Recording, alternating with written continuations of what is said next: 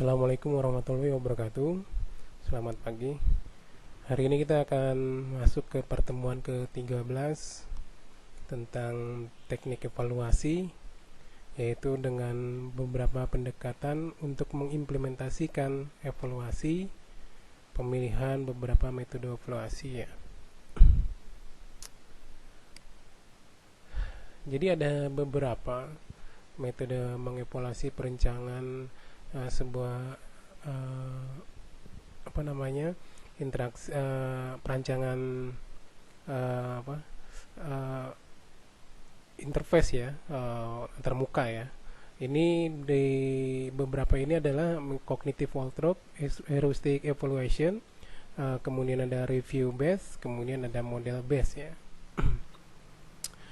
Hari ini saya coba dengan satu atau dua yang akan saya jelaskan, cognitive walkthrough dan heuristic evaluation gitu ya.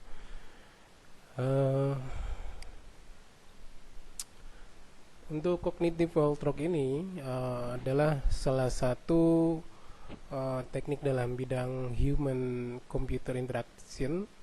Ini digunakan untuk mengevaluasi usability atau kegunaan antarmuka pengguna, terutama dalam konteks aplikasi dalam sistem perangkat lunak. Sebenarnya tujuannya itu untuk apa? Cognitive walkthrough tujuannya adalah untuk mengidentifikasi dan memperbaiki potensi masalah yang mungkin dihadapi oleh pengguna ketika mereka mencoba menyelesaikan tugas-tugas tertentu dengan menggunakan antarmuka tersebut. Dalam pendekatan ini ada beberapa isu yang timbul, yaitu pengaruh apa yang timbul setelah tugas ini diberikan pengguna. Kemudian ada proses kognitif apa yang tersedia. Kemudian ada masalah pembelajaran apa yang seharusnya timbul. Analisa difokuskan pada tujuan user dan pengetahuan. Jadi untuk di dalam identifikasi dan tugas ini maksudnya adalah menentukan tujuan utama yang harus dicapai pengguna, yaitu langkah-langkah atau tugas spesifik yang diperlukan untuk mencapai tujuan yang disebut dalam konteks antarmuka pengguna yang sedang dievaluasi gitu ya.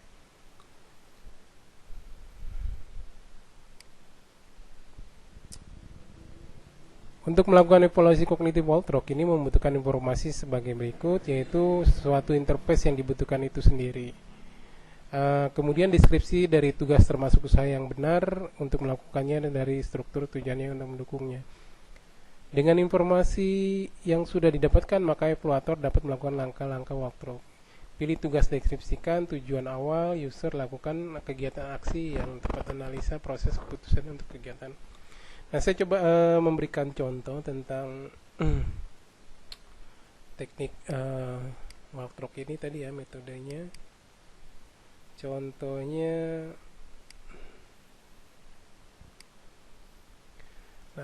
ketika di dalam cognitive walkthrough ini,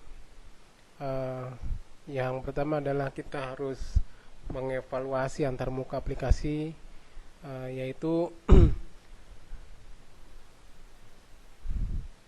misalkan gini ya, ada contoh. Kita memiliki aplikasi seluler yang memungkinkan pengguna untuk memesan tiket bioskop. Berikut adalah bagaimana kita melakukan cognitive walkthrough untuk mengevaluasi usability. Nah, bagaimana kalau misalkan untuk memesan tiket bioskop? Yang pertama-tama adalah untuk memesan tiket, tujuannya adalah untuk memesan tiket untuk menonton film di bioskop. Nah, setelah itu kita harus sebenarnya yang langkah pertama adalah kita mengidentifikasi tujuan dan tugasnya ya. Kemudian setelah kita tahu tujuannya dalam memesan tiket untuk menonton film di bioskop, tugas-tugas yang harus kita lakukan yaitu yang pertama adalah melakukan tugas-tugas yang dilakukan ya oleh pengguna atau user tadi untuk di dalam aplikasi pemesanan tiket ya. Yang kedua adalah ketika user tadi membuka aplikasi.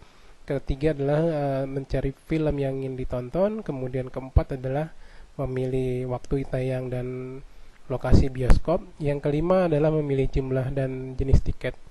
Keenam, melakukan pembayaran. Setelah itu dia akan melakukan konfirmasi pemesanan tiket.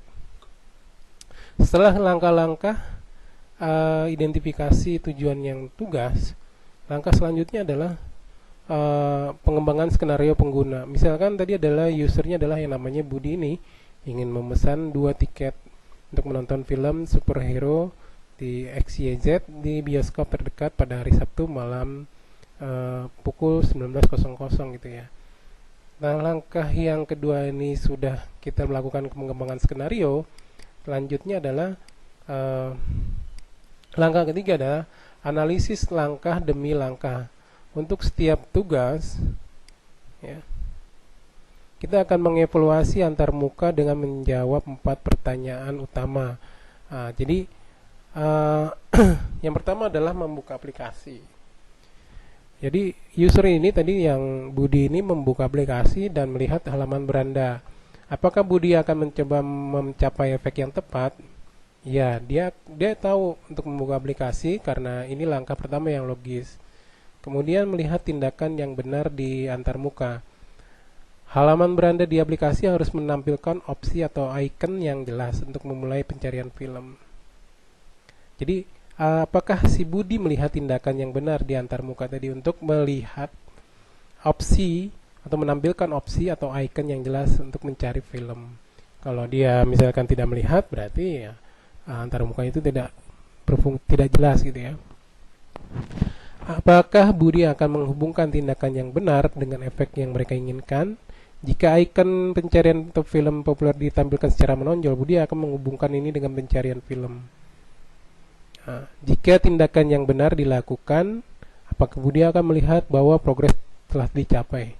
Setelah mengklik icon atau opsi yang benar, maka user atau Budi ini akan melihat layar berikutnya untuk memilih film, menunjukkan progres telah dibuat. Jadi kapan dia akan melihat progresnya? Ketika dia mengklik icon atau opsi yang benar gitu. Kemudian langkah ketiga, maksudnya langkah yang kedua, tugasnya adalah mencari film. Ketika Budi itu mencari film, langkah Budi menggunakan fitur pencarian, menemukan film. Jadi ada beberapa analisis, yaitu apakah Budi akan mencoba mencapai efek yang tepat? Ya, Budi akan mengerti dia perlu menggunakan fitur pencarian untuk menemukan film tertentu. Apakah Budi akan melihat tindakan yang benar di antar muka?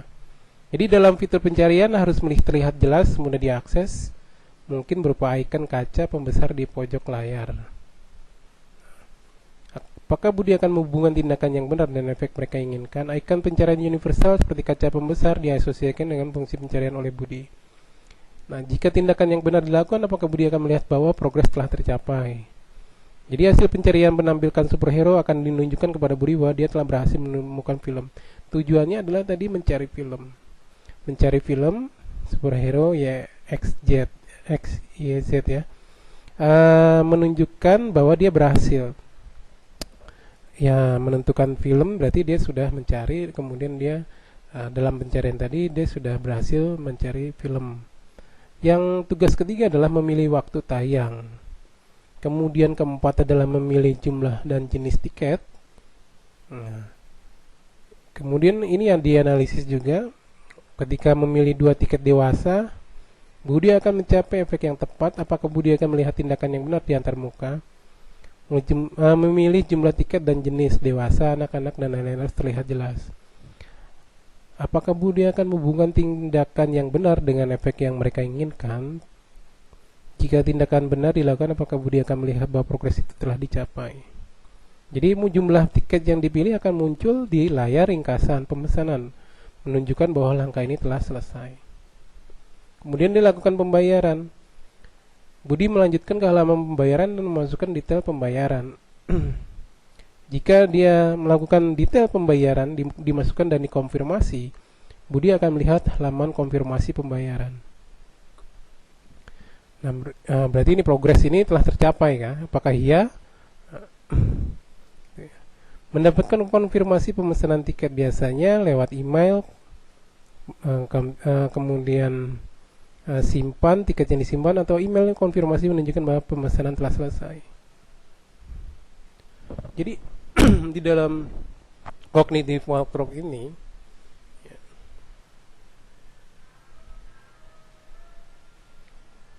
kita fokus pada pengalaman pengguna baru.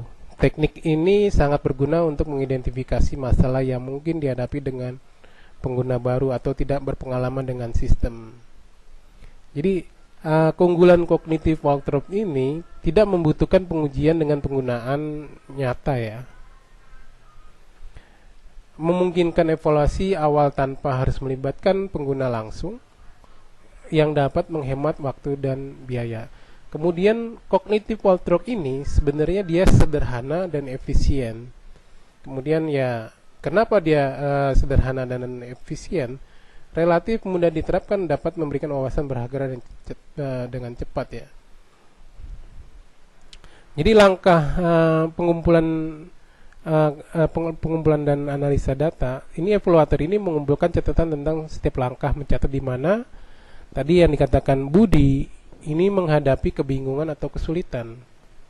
Kemudian langkah 5, merekomendasikan perbaikan. Berdasarkan analisis, evaluator memberikan rekomendasi untuk perbaikan. Misalnya, jika fitur pencarian itu sulit ditemukan, disarankan untuk membuat icon pencarian lebih menonjol atau menambahkan petunjuk visual. Nah, itu rekomendasi.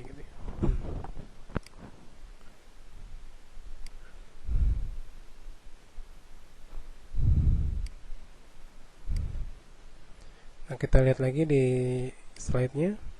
Contoh lagi ini misalkan pemrogram televisi remote control. Misalkan pemrograman televisi untuk berakhir secara otomatis 2 jam kemudian. Maka tugas untuk hal itu adalah pertama set waktu awal, set waktu akhir, set channel, set tanggal. Nah, tujuannya dari user ini di mana tidak dijelaskan secara detail level interface-nya ya. Ini analisis dari formulir walkthrough, formulir yang menampilkan sejumlah pertanyaan bagi evaluator. Sebagai pertimbangan, contoh ini dilakukan adalah menekan tombol menu gitu ya. Maka muncul banyak pertanyaan seperti apakah tujuan yang diperlukan setelah menekan tombol menu? Tentunya dia harus memilih dalam untuk menekan tombol menu. Tentunya dia akan memilih apa di dalam menu itu tadi gitu ya. Maka tujuannya adalah untuk memprogram televisi dengan remote control. Jadi tujuannya ini adalah memprogram televisi untuk berakhir secara otomatis 2 jam. Walaupun dia di menu ini, tapi dia harus memilih gitu ya. Set menu, tujuan yang diperlukan untuk menekan tombol menu gitu. Jadi dilihat daripada ekspresi ya, tingkat tinggi tidak dijelaskan secara detail pada level interface ini gitu. Kenapa dia harus menekan menu dulu gitu?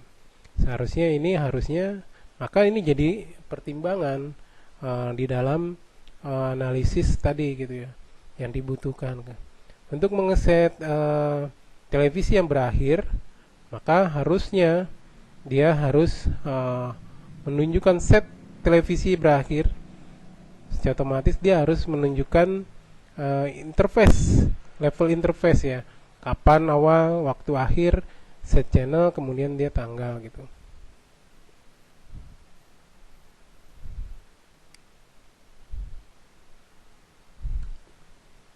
Nah, selanjutnya adalah tentang heuristic evaluation. Pada pendekatan ini sekumpulan cerita usability atau heuristik definisikan perancangan dilaksanakan misalnya di mana kriteria dilanggar.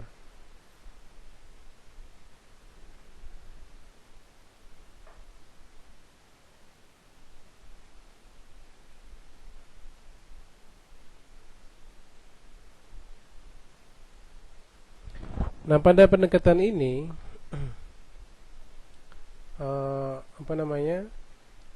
sekumpulan cerita ya, dalam kita masuk dalam sebuah sistem ya. beberapa kriteria perilaku sistem dapat dipastikan, perilaku sistem konsisten, feedback tersedia, kemampuan memori user tidak melebihi ke batas, dialog merupakan orientasi tugas. Sebenarnya di dalam heuristic evaluation ini adalah metode evaluasi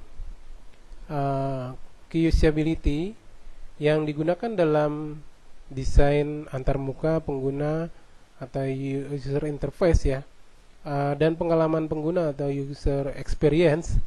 Metode ini melibatkan sekelompok seperti evaluator yang akan menilai interface tadi berdasarkan serangkaian prinsip-prinsip desain ya, sebagai heuristiknya sebenarnya. Nah, prinsip-prinsip ini membantu mengidentifikasi masalah kegunaan dalam antarmuka sehingga dapat diperbaiki untuk meningkatkan pengalaman pengguna secara keseluruhan gitu ya.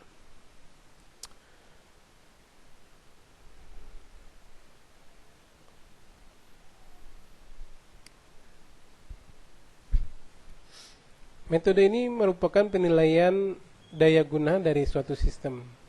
Ada 10 dasar heuristik yaitu visibilitas status sistem. Jadi visibilitas itu di dalam penilaian daya guna ini apakah dia menampilkan secara jelas ya gambaran daripada suatu sistem yang ada di user interface tadi, kemudian kecocokan antara sistem dan dunia nyata ya, kemudian kontrol user dan kebebasan, jadi ada boundary atau batasan di dalam kontrol user, dan kebebasannya dia mencakup hanya dia sebagai penglihat memesan atau melihat gitu ya, dia atau dia bisa mengedit. Nah, itu dinilai daya gunanya seperti apa. Kemudian ada konsisten dan standar. Di dalam konsisten dan standar ini artinya fungsinya ya, apakah di dalam misalkan dia dalam memesan suatu tiket tadi misalkan, apakah dia konsisten untuk memberikan langkah-langkah yang ada, kemudian standar, kemudian dia menampilkan apa yang dimaksud dengan tujuan daripada user itu tadi gitu ya. Kemudian pencegahan dan kesalahan diminimalisir ya untuk penilaian daya guna. Pengenalan atas penarikan kembali. Jadi di dalam user interface ini ada beberapa kesalahan. Jika ada kesalahan maka bisa ditarik kembali kesalahan tadi, kemudian pengenalan misalkan beberapa tampilan, kemudian dia bisa kembali, udah feedback kembalinya gitu ya. Kemudian ada fleksibilitas dan efisiensi, apakah yang maksud dengan tujuan tadi kemudian tidak kemana-mana, kemudian dia langsung masuk ke dalam tujuan tadi gitu ya. Berhubungan dengan keindahan dan desain minimal, karena ini menyangkut pada efisiensi tadi gitu ya, keindahan dan desain minimal gitu ya. Kemudian bantuan bagi user untuk mengenali, mendiagnosa dan memperbaiki kesalahan. Jadi kalau ada kesalahan bagi user untuk di dalam ini dia bisa ada bantuan, yaitu dia ada help dan dokumentasi gitu ya. Biasanya kalau help dan dokumentasi ini kan ada, misalkan user itu dia ada mengalami kesulitan untuk mengembalikan tiket yang sudah dibeli gitu, maka dia ada bantuan dari user bagi user untuk pengembalian tiket tadi gitu ya. Dia harus kemana gitu ya. Kemudian ada dokumentasi gitu. Kemudian dokumentasi ini dia seperti tadi ada hasil daripada pemesanan tiket itu nanti ada cetak atau dia disimpan kemudian atau dikirim lewat email gitu ya. Nah, ini dokumentasi.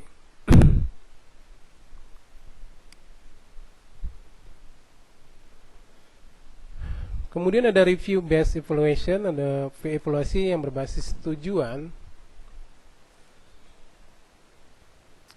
Ini adalah metode yang melakukan tujuan ke semua aspek yang berhubungan dengan sistem, yaitu psikologi pengguna, memilih ragam dialog, pemilihan menu icon, pemanggilan nama, perintah, dan lain-lain gitu ya.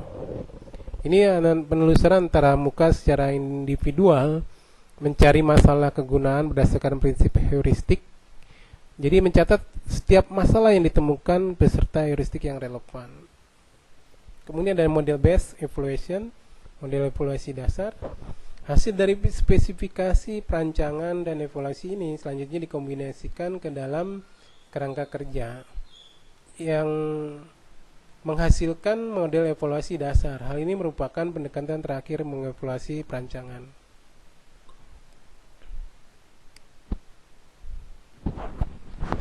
Nah, sebelumnya saya akan memberikan contoh pada heuristic evaluation seperti apa.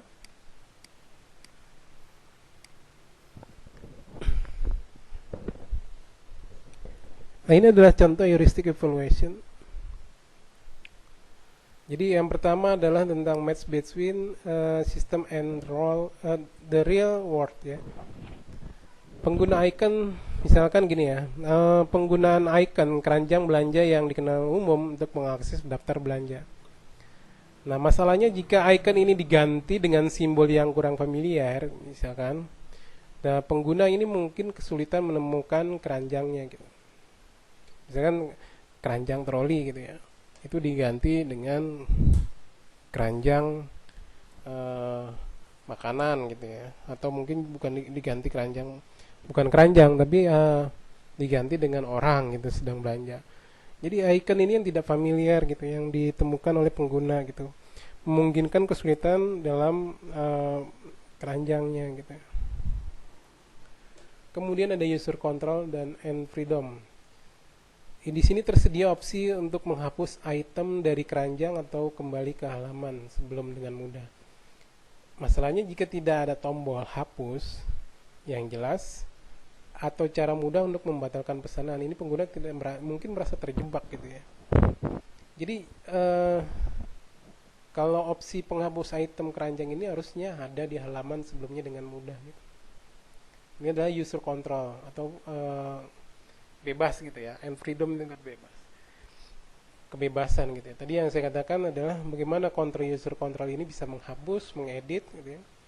Kemudian dia bisa mencetak.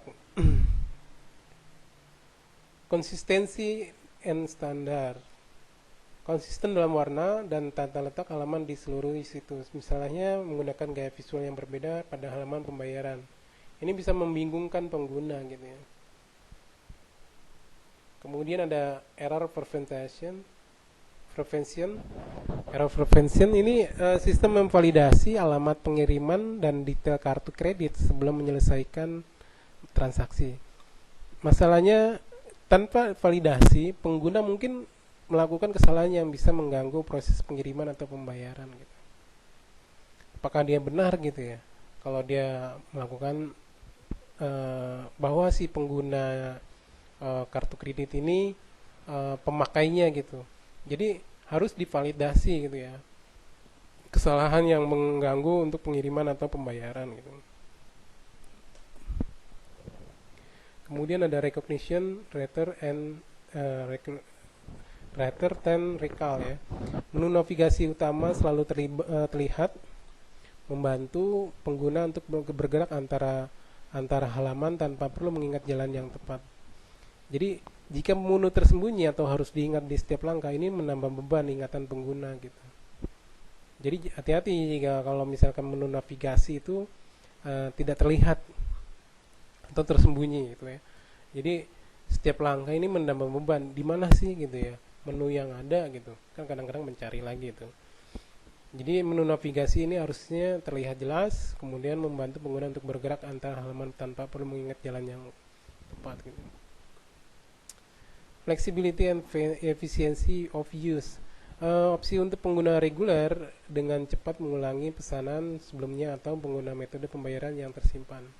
Tanpa fitur ini, maka pengguna harus melalui proses dari awal setiap kali mereka berbelanja. Jadi Untuk pengguna reguler dengan cepat mengulangi pesanan sebelumnya atau menggunakan metode pembayaran. Biasanya dia ada coki. Ya, coki itu dia data yang sudah ada itu kan dia udah muncul gitu ya. Nah itu biasanya untuk flexibility and efficiency of use. Jadi nggak perlu lagi proses dari awal untuk melakukan belanja gitu. Atau data-data dia menginput formnya lagi gitu. Kemudian dia memasukkan nomor KTP misalkan, kan itu kan sudah kita nggak bisa hafal tuh nomor KTP itu. Maka harusnya kan dia harus ada fitur sekali dia klik dia sudah ada proses dari awal lagi gitu kan, atau coki tadi gitu kan ya. Nah ini adalah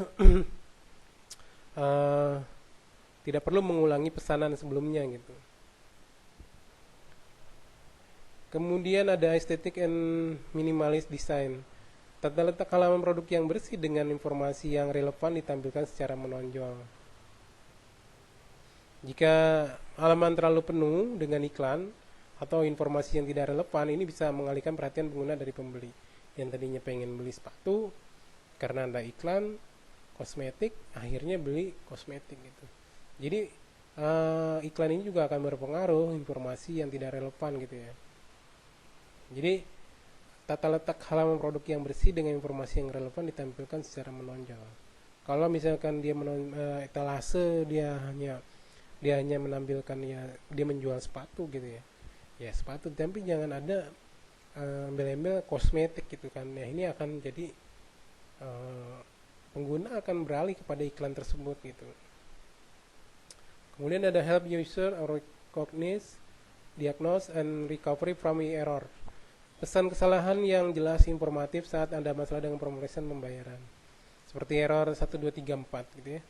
Tanpa penjelasan bisa membuat pengguna bingung dan frustasi gitu. Nah, di sini ada documentation dan help. Dan bantuan yang diakses dengan jawaban pertanyaan umum tentang pemesanan pengiriman. Tanpa dokumentasi yang jelas atau panduan, pengguna mungkin merasa kesulitan saat mencari bantuan. Kalau kita sudah stuck gitu ya, bagaimana nih caranya kita harus mencari bantuan gitu kan, atau mungkin ada kontak yang bisa dihubungi gitu kan ya, seperti help desk gitu kan. Nah ini harusnya ada gitu. Tapi kalau misalkan biasanya di aplikasi itu ada bantuan atau buku panduan untuk menggunakan aplikasi tersebut gitu. Nah ini harus dikomentasikan yang dengan jelas misalnya. Nah ini contoh daripada heuristic evaluation gitu ya.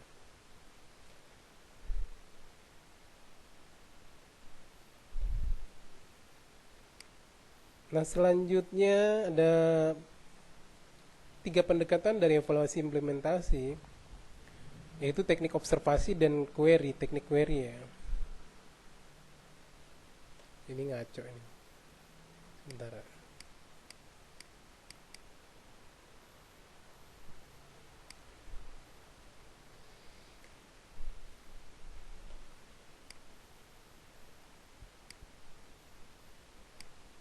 Evaluasi eksperimen merupakan evaluasi pendekatan statik dengan memilih hipotesis yang dicoba jumlah kondisi eksperimen. Faktor-faktor yang dipertimbangkan evaluasi eksperimen ada subjek, siapa yang merepresentasikan, kemudian ada variabel, sesuatu untuk dimodifikasi dan ukuran, kemudian ada variabel independen dan dependen, hipotesis, kemudian ada desain eksperimental. Bagaimana cara melakukannya? Dalam perancangan eksperimen terdiri dari evaluasi eksperimen, ada between group randomize. Ya, tiap subjek diberikan kondisi yang berbeda, yakni kondisi eksperimen dan kontrol. Nah, di dalam between groups ini ada keuntungan dan kerugiannya. Keuntungannya yaitu perancangan ini dalam step user menghasilkan satu kondisi. Kemudian kerugiannya, semakin banyak jumlah subjek yang tersedia menyebabkan hasilnya akan berkurang. Perbedaan antara individu membuat bias hasil. Karena kalau misalkan banyaknya subjek yang tersedia menyebabkan hasil berkurangnya perbedaan antara individu akan membuat bias hasil. Misalkan misalkan apa ya, ada beberapa evaluator ya, misalkan evaluator, beberapa evaluator gitu ya. Kemudian eh, dia memilih atau dia mengevaluasi gitu ya beberapa identitas gitu ya. Nah, ini kemudian akan menjadikan beberapa perbedaan gitu ya yang diatasi dengan beberapa subjek tadi gitu ya. Nah, ini yang disebut dengan kerugiannya gitu.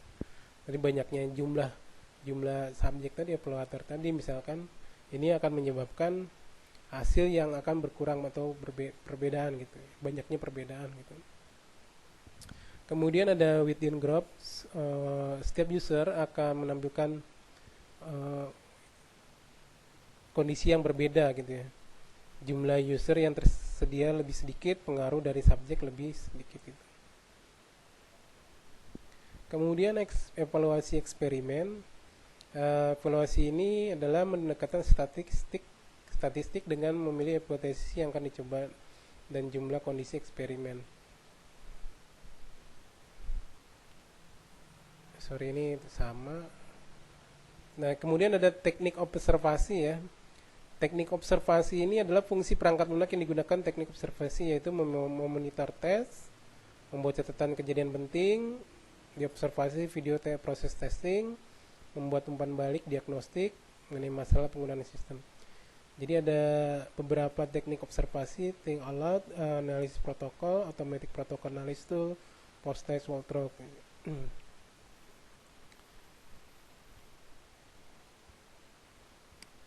Kemudian ada teknik query, ada general, open-ended, scalar, multi-choice, ranked. Kalau general itu pertanyaannya adalah mengetahui latar belakang pengguna, memasukkannya ke dalam subjek populasi. Kemudian ada open-ended. Ini pertanyaan yang membutuhkan jawaban atau opinion sendiri gitu ya. Apakah gitu ya. Kemudian ada scalar gitu ya. Scalar ini adalah user diminta memutuskan pertanyaan tersebut berdasarkan skala angka. Misalkan 1, 2, 3, 4, 5 dikasih berapa gitu. Atau misalkan berhubungan dengan setuju atau tidak terhadap pertanyaan. Kemudian ada multi choice. Biasanya kalau multi choice itu pilihannya cuma satu, tapi A, B, C, D ya. Kemudian ada ranked. Ranked ini ya sebenarnya angka ya. Pemberian ranked 1, 2, 3, 4, 5. Ranked 1, 2, 3 gitu ya. Kemudian fungsi perangkat lunak yang digunakan untuk teknik observasi yaitu untuk memonitor tes. Ini tadi sudah ya, diulang-ulang lagi sebentar. Nah, ini skala Likert ya, ini kemarin sudah saya jelaskan di kelas ya. Berapa skala yang cukup digunakan untuk melakukan evaluasi? Ini adalah skala Likert.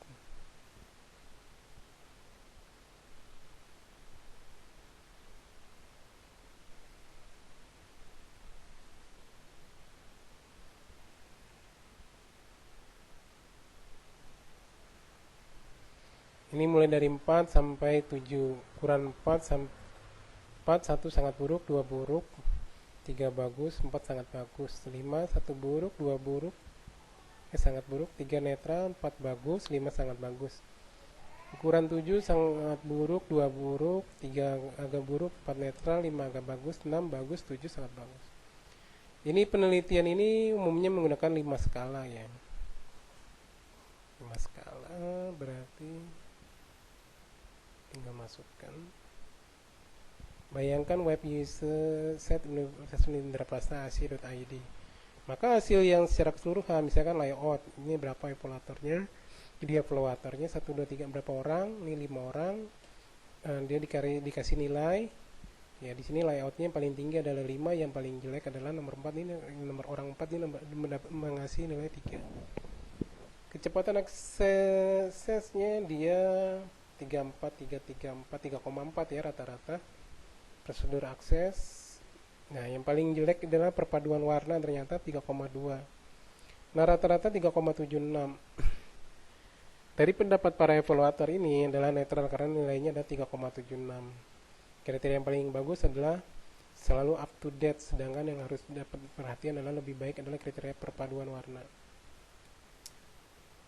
Ini adalah skala Likert.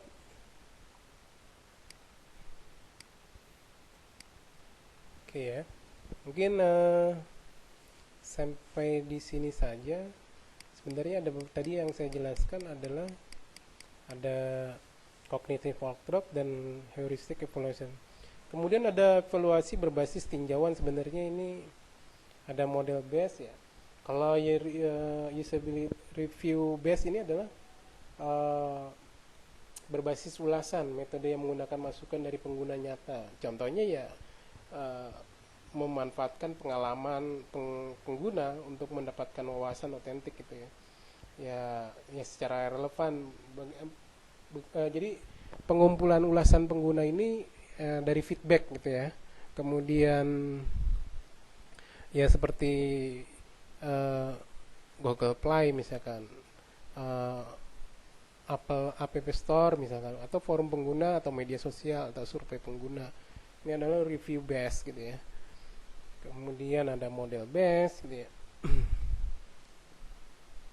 Jadi di dalam review base ini sebenarnya ada beberapa banyak, yaitu ada survei, ada forum, komunitas, ada media sosial, kemudian ada layanan pelanggan gitu ya. Nah ini ulasannya apa sih, analisisnya di kategorisasi gitu ya, seperti analisis sentimen, frekuensi masalah. Ini adalah review base. Ya mungkin itu aja yang saya coba dijelaskan melalui YouTube ini. Mudah-mudahan bisa dipahami. Terima kasih atas perhatiannya. Assalamualaikum warahmatullahi wabarakatuh, dan salam sehat selalu semua ya.